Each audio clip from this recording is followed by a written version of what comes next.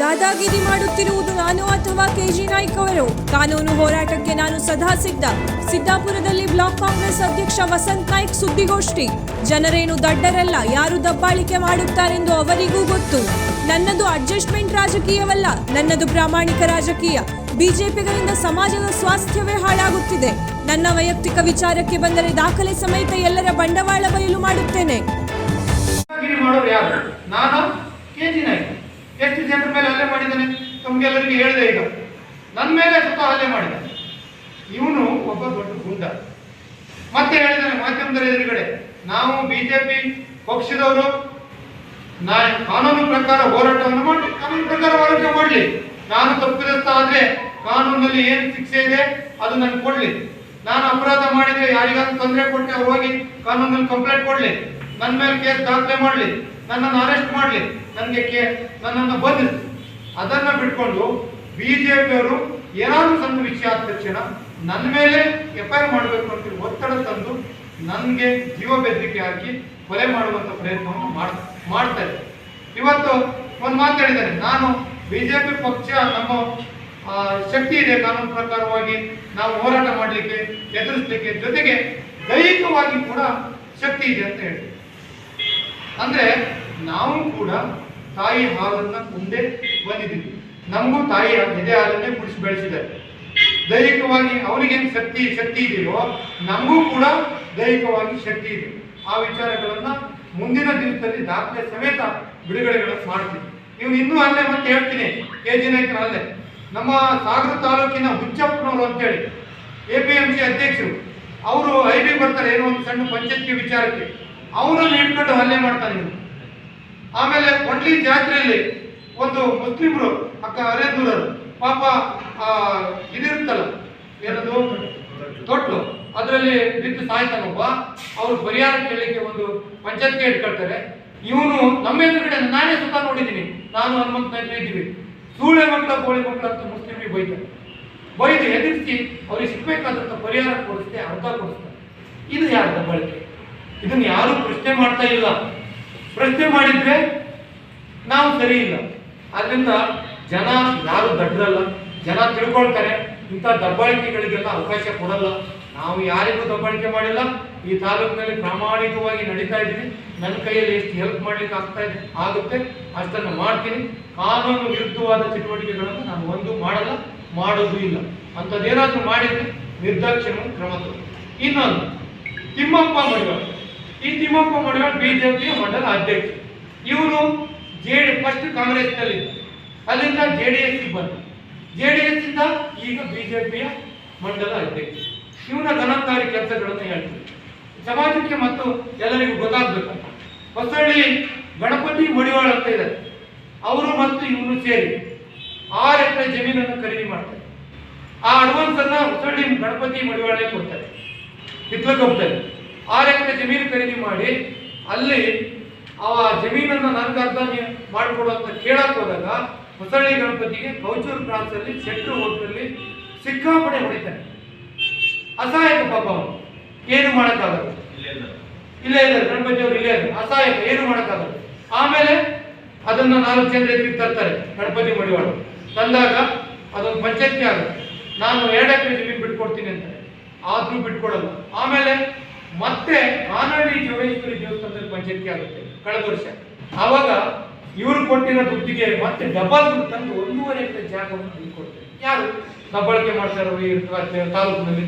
ಯಾರು ಜನರಿಗೆ ಮೋಸ ಮಾಡ್ತಾ ಇರೋರು?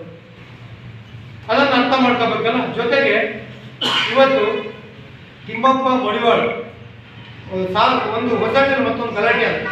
ಈಗ 1 ವರ್ಷದ ಹಿಂದೆ, 1.5-2 ವರ್ಷ ಆಯ್ತು.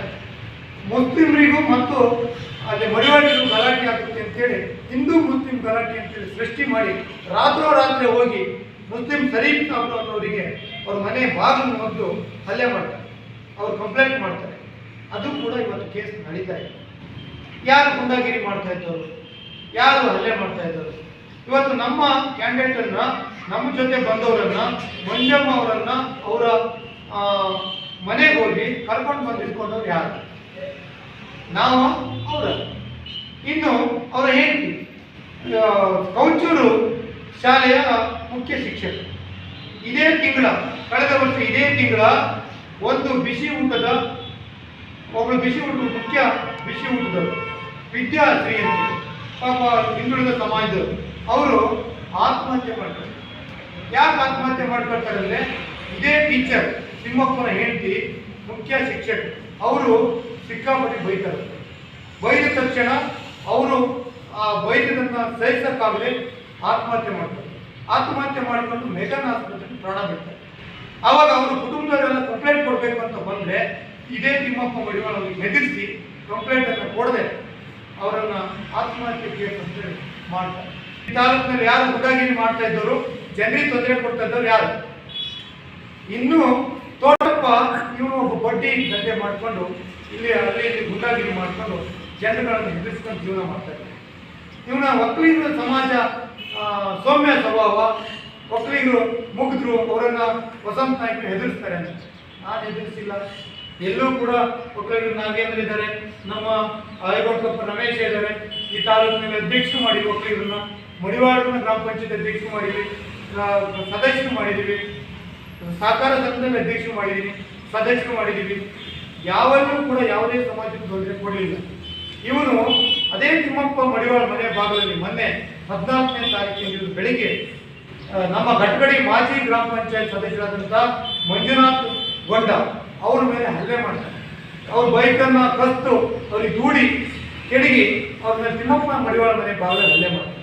ಯಾರು ಗುಂಡ? ನನ್ನ ಗುಂಡ ಅಂತಾರ? ಯಾರು ಗುಂಡ ಹೇಳ್ಬೇಕಲ್ವಾ? ಆಯ್ತು, ಬಹಿರಂಗವಾಗಿ ಬರಲಿ ಅವ್ರ ಚರ್ಚೆಗೆ. ಅವ್ರ ವಿಷಯಗಳು ಇನ್ನೂ ಬಹಳ ಇದ್ದಾವೆ. ನಾವು ಯಾವುದೇ ಸೆಟ್ಲ್ಮೆಂಟ್ ರಾಜಕಾರಣಿ ಅಲ್ಲ. ಈ ತಾಲೂಕಿನಲ್ಲಿ ಪ್ರಾಮಾಣಿಕವಾಗಿ ರಾಜಕೀಯ ಮಾಡ್ತಾ ಇದ್ದೀನಿ. ಯಾರ ಜೊತೆ ಅಡ್ಜಸ್ಟ್ಮೆಂಟ್ ಮಾಡಿಕೊಂಡು, ಯಾವ MLA ಜೊತೆನೂ ಅಡ್ಜಸ್ಟ್ಮೆಂಟ್ ಮಾಡ್ಕೊಂಡು ರಾಜಕಾರಣ ಮಾಡುವಂಥ ಅಗತ್ಯ ಇಲ್ಲ. ನಾನು ರಾಜಕೀಯಕ್ಕೆ ಬಂದಿರೋದು ಜೀವನ ಮಾಡೋಕ್ಕಲ್ಲ. ಜೀವನ ಮಾಡೋಕ್ಕೆ ನನ್ನ ತಂದೆ ತಾಯಿ ಜಮೀನು ಸಾಕಷ್ಟು ಮಾಡಿದ್ದಾರೆ, ಬೇಕಾದಷ್ಟು ಆಟ ಇದೆ, ಬದುಕಕ್ಕೆ ನನಗೆ ದಾರಿ ನಮ್ಮ ತಂದೆ ತಾಯಿ ನಮ್ಮ ಪಂಚಾಯತಿ ಮಾಡಿದ್ದಾರೆ. ನಾನು ರಾಜಕಾರಣ ಮಾಡಿ ಬದುಕಬೇಕನ್ನೋದೇನಿಲ್ಲ.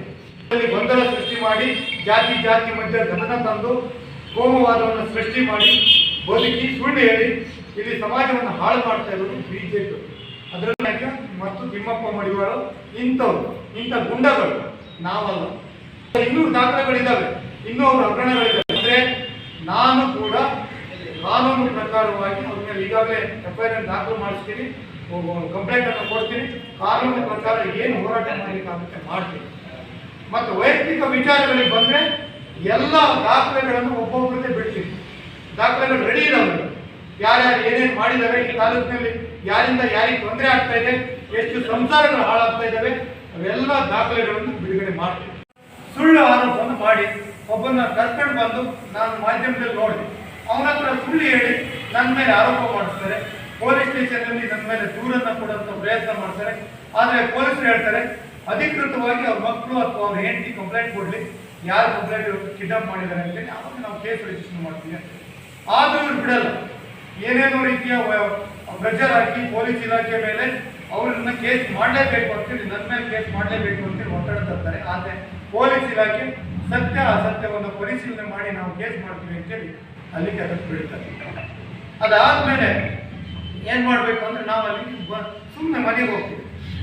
ಬೆಳಗ್ಗೆ ಒಂದು 2 ದಿವಸ ಆದಮೇಲೆ ಮೀಟಿಂಗ್ ಕರಿಬೇಕು ಅಂತೇಳಿ, 19ನೇ ತಾರೀಕಿಗೆ ಮೀಟಿಂಗ್ ಕರಿಬೇಕು ಅಂತೇಳಿ ಸೆಕ್ರೆಟರಿ ಹೇಳ್ತಾರೆ. ಆವಾಗ ಎಲ್ಲರ ಮನೆಯಲ್ಲೂ 17ನೇ ತಾರೀಕಿನ ದಿವಸ ಮತ್ತೆ ಅದೇ 7 ಜನ, ಮಂಜಮ್ಮ ಮತ್ತು ನಾಗರಾಜ್ ಒಕ್ಕಲಿಗ, ಕೇಶವ ನಾಯ್ಕ ಎಲ್ಲರೂ ಸೇರಿ ಮತ್ತೆ ನಮ್ಗೆ ಬರ್ತಾರೆ. ನಮ್ಮ ಮನೆಗೆ ಬಂತು ಅಥವಾ ನಮ್ಮ ಹತ್ರ ಮಾತಾಡಿದಾಗ, ಮಾಲೀಕ ಅವರೆಲ್ಲ ಸೇರಿ ಮಾತಾಡಿದಾಗ, ಇಲ್ಲ ನಾವು 7 ಜನ ಒಟ್ಟಿಗೆ ಇದ್ದೀವಿ, ಮೀಟಿಂಗ್ ಕರೆದಾಗ ನಾವು ಮತ್ತೆ KDCC ಬ್ಯಾಂಕಿಗೆ ಪ್ರತಿನಿಧಿ ಕೊಡಲಿಕ್ಕೆ ರೆಡಿ ಇದ್ದೀವಿ, ನಾವು ನಿಮ್ಗೆ ಕೊಡ್ತೀವಿ ಅಂತ. ಆವಾಗ ಇವರು ಮತ್ತೊಂದು ಆರೋಪ ಮಾಡಿದ್ದಾರೆ. ಒಂದು ಒಕ್ಕಲಿಗರು ಯಾವುದೋ ಒಂದು ಹೆಣ್ಮಗಳನ್ನು ಕರ್ಕೊಂಡು ಬಂದು, ಆಮೇಲೆ ಆ ಗಂಡ ಹೆಂಡತಿ ಇಬ್ಬರು ಮಕ್ಕಳನ್ನೆಲ್ಲ ಕರ್ಕೊಂಡು ಬಂದು ಇವ್ರು ಕೊಲೆ ಮಾಡುವಂಥ ಕೊಲೆ ಮಾಡ್ತಾರೆ ವಸಂತ ನಾಯ್ಕರು. ಮತ್ತೆ ನಮಗೆ ಮಕ್ಕಳಿಗೆಲ್ಲ ಹೆದರಿಸಿದ್ರು, ನಿನ್ನ ಗಂಡನ ಕೈಕಾಲು ಮುರಿತೀವಿ ಅಂತ ಹೇಳಿದ್ರು ಅಂತೇಳಿ ಆ ಹೆಣ್ಮಗಳ ಹತ್ರ ಹೇಳಿಸಿ ನನ್ನ ಮೇಲೆ ಆರೋಪ ಮಾಡಿ ರಾತ್ರಿ 11 ಗಂಟೆಗೆ ಕರ್ಕೊಂಡು ಬಂದು, ಎಷ್ಟನೇ ತಾರೀಕಿಗೆ ಅಂದರೆ 16ನೇ ತಾರೀಕಿನ ಸಂಜೆ ಇರಬೇಕು, ಪೊಲೀಸ್ ಸ್ಟೇಷನ್ಗೆ ಹೋಗಿ ರಾತ್ರಿ 11 ಗಂಟೆಗೆ ಇವರು ತಿಮ್ಮಪ್ಪ ಮಡಿವಾಳ ಮತ್ತು ಅವರೆಲ್ಲ ಸಹಚರರು ಸೇರಿ ನನ್ನ ಮೇಲೆ FIR ಮಾಡಿಸ್ತಾರೆ. ಸುಳ್ಳು ಕಂಪ್ಲೇಂಟನ್ನು ಕಂಪ್ಲೇಂಟನ್ನು ದಾಖಲು ಮಾಡಿ ಈ ರೀತಿ ನನ್ನನ್ನು ತೇಜೋವಧೆ ಮಾಡಿ ನನಗೆ ಸಮಾಜದಲ್ಲಿ ನನ್ನ ಘನತೆಗೆ ಧಕ್ಕೆ ತಂದು ಮತ್ತು ನನ್ನನ್ನು ಹೆದರಿಸುವಂಥ ಕೆಲಸವನ್ನು KG ನಾಯ್ಕ ಮತ್ತು ತಿಮ್ಮಪ್ಪ ಮಡಿವಾಳ್ ಮಾಡ್ತಾ ಇದ್ದಾರೆ. ಶಿಕ್ಷಕ ಮಹಾಪ್ರಭುಗಳೇ, ನಮ್ಮ ಚಾನಲ್ ಅನ್ನು ಸಬ್ಸ್ಕ್ರೈಬ್ ಮಾಡಿ, ಶೇರ್ ಮಾಡಿ, ಪ್ರೋತ್ಸಾಹಿಸಿ.